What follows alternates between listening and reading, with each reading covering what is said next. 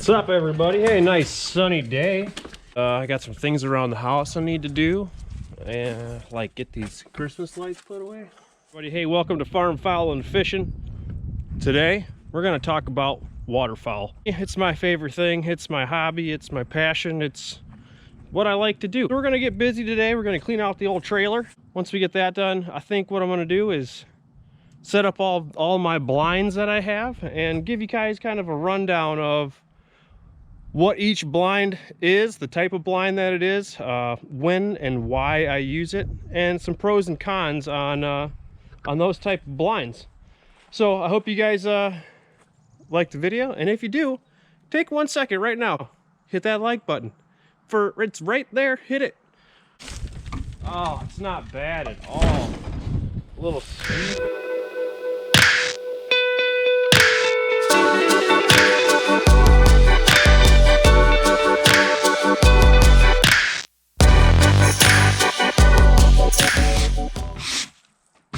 There. That's pretty clean. So we're going to talk about concealment today. So these are my two layout blinds. The far one there is a Cabela's Northern Flight. That's Brandon's layout blind. And this is a Final Approach Pack and Go. I've had this one here for 12 years now. It's the first layout blind I've ever bought, and it's awesome. I'm a smaller guy. I'm 5'6" and 15/16 on a good day. I fit well into that. Now if you're 5'9" to 6'2" or whatever, that's going to be a tiny layout blind for you, and you're probably not going to fit in it. It's very small and compact. One of my favorite blinds, and it's kind of, I don't use it anymore.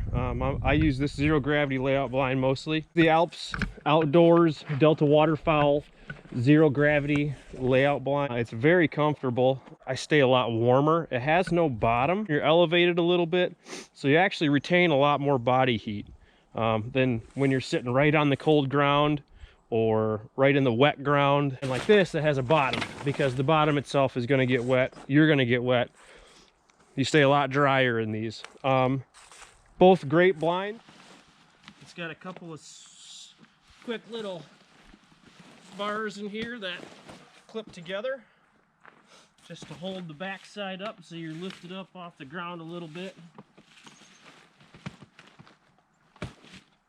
And then the doors pop in with just a hook latch. Very quick and easy to put up in the field. The hook latches, I find sometimes the doors will pop out when you go to jump out real quick to shoot at something. But it's a nice, big, wide open blind for those bigger guys out there. The Avian X A-frame. Now there's a lot of other A-frame type blinds out there now. I believe Avian X was the original. Don't quote me on that. As you can see, it's a nice big blind. It's open. You can fit 3 guys and a dog in here, no problem. You can fit 4 tight without a dog if you've got a dog blind. It comes up to the middle of my chest, so it's a fairly tall blind. It's a little flimsy. What I mean by that is, if you have, see how I left all my corn on my panel blinds here? Now, leaving your corn on your cover, this thing gets very heavy with both of these, especially as the season goes on and it gets some mud in it and some water in it. It just starts getting heavier and heavier and heavier, and it's hard to move after that. So once it's set up, you want to be in the place where you want it at. And once you have it all set up and ready to go, it stays there. We've tried a few times to grass it out or put corn stalks all over it and then move it as a whole unit. Awesome blind. It actually is really nice, and if you have the manpower to help you put it up and help you get it covered, it's a really, really great blind to have. Tangle-free panel blinds. This is my first season with these was last season, and I will without a doubt say they are by far, above everything else, the easiest thing to put up in the field. The easiest thing to take out to the field and the easiest thing to put up as far as concealment goes. You can take these out to a marshy area where you don't have a permanent blind built, and you can use these just as a permanent blind. I just have the one set up. I have 2, so you have a front and a back, and it also has a flip top. so you can actually have coverage over your head. The only thing I don't like about them is it's a kite.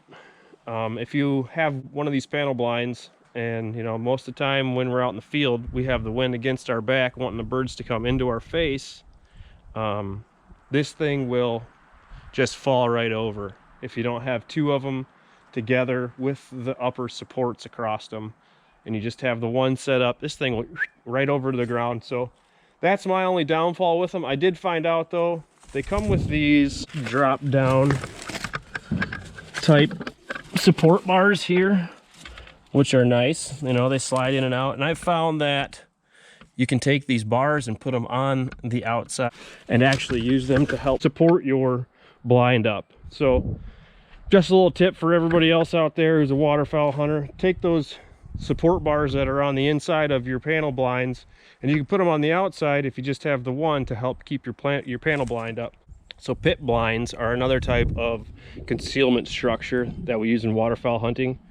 They're actually dug out with excavator or backhoe, and then you have a solid steel structure that's pre-built, and you just sink that in the ground.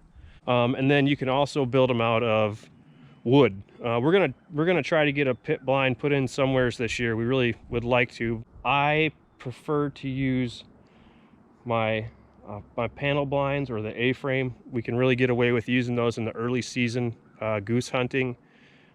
The birds don't really care what's out in the field. They're not quite intelligent yet to the hunter and everything that's going on. So if we have a big group of guys, yeah, we'll set up panel blinds or an A-frame. We'll make ourselves look like either a fence row out in a field. We'll sit on the edge of the field, cover ourselves with pine boughs to make us look like evergreen. Layout blinds you can use any time of the year. They're low profile. They cast hardly any shadow. I find the best time for us to use our layout blinds out here in West Michigan is during late season, if we don't have a pit. I have a snow cover for my zero gravity blind that I use during late season, and I get picked out with that. Layout blinds are just, they're the classic. You can use them in any type of hunting throughout the season, and you're going to be successful using these. The year before, we used the A-frame, and we used it all the time. Birds got really wise to it quickly. It's kind of a big blob. It's difficult to put up, and unless you're with a big group of people, it's not really convenient.